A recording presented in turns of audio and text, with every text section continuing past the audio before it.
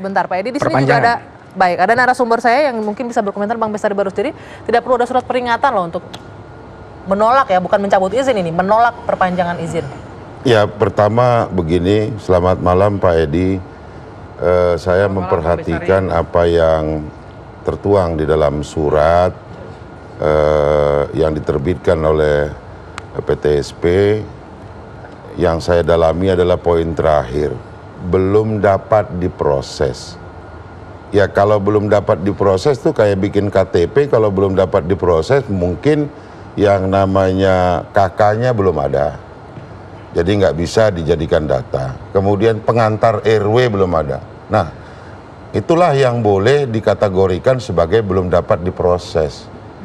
Tidak tegas kemudian menyatakan atas hal 1, 2, 3, 4, maka dengan ini izin tidak lagi diberikan. Seharusnya tegas seperti itu. Namun saya menyarankan tentunya sebagai warga masyarakat Jakarta, kalau kegiatan-kegiatan seperti ini kemudian tanpa ada pemberitahuan awal terkait atau pembinaan, katakan, gubernur ini kan pembina dari semua kepentingan yang ada di Jakarta, maka harus bertindak adil, jangan tergesa-gesa dan ojok ke susu gitu. Poinnya ini tergesa-gesa. Ya, ini terlalu tergesa-gesa sehingga pengelola mungkin bisa saja abai terhadap hal-hal yang disyaratkan. Namun sebagai pembina, tentu dinas terkait dalam hal ini, mungkin Dinas Pariwisata sendiri pernah mengatakan bahwa mereka tidak menemukan apapun yang melanggar di sana. Oke, gitu. Sebentar sambil sana. Boleh ditanggapi Pak Edi?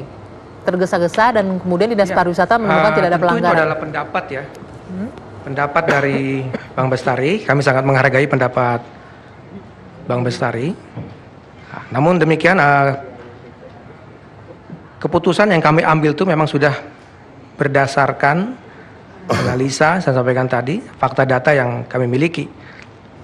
Jadi memang sudah sampai pada keputusan final. Dan juga memang sudah merespon surat dari manajemen Alexis pada tanggal 26 Oktober yang meminta untuk kita segera memberikan kepastian terhadap status permohonan izinnya. Seperti itu.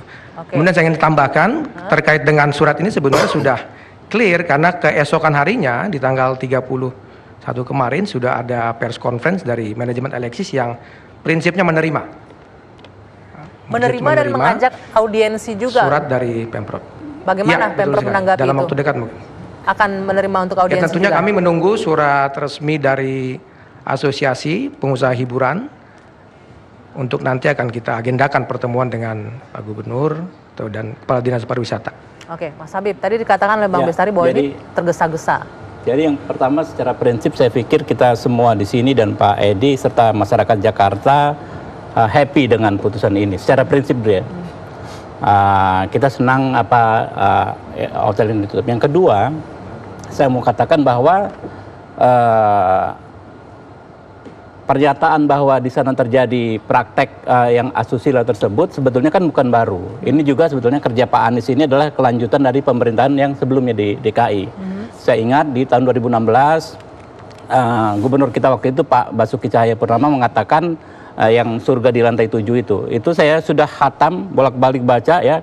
Dari kemarin begitu suratnya Pak Edi ini beredar, yang pertama saya cari berita itu.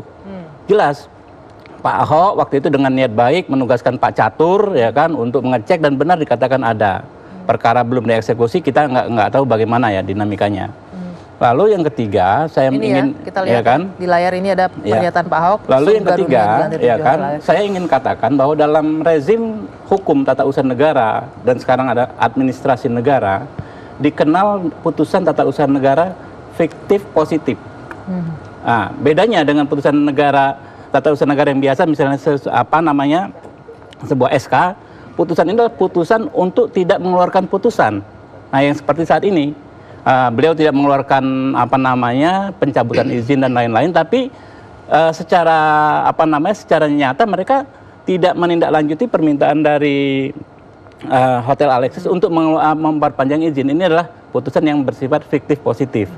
Dalam hal putusan yang bersifat fiktif positif ini, ya kan, memang tidak ada mekanisme warning, tidak ada mekanisme peringatan, tapi yang bersangkutan ketika bisa merasa dirugikan, seperti kata senior saya Bang Ruhut tadi sebelum live dikatakan bisa mengajukan ke Pengadilan Tata Usaha Negara, memprotes. Nanti disitulah kita bicara soal pembuktian. Nah, satu hal lagi Pak, saya menanggapi abang saya tadi, Bang Bestari, bahwa ini terburu-buru.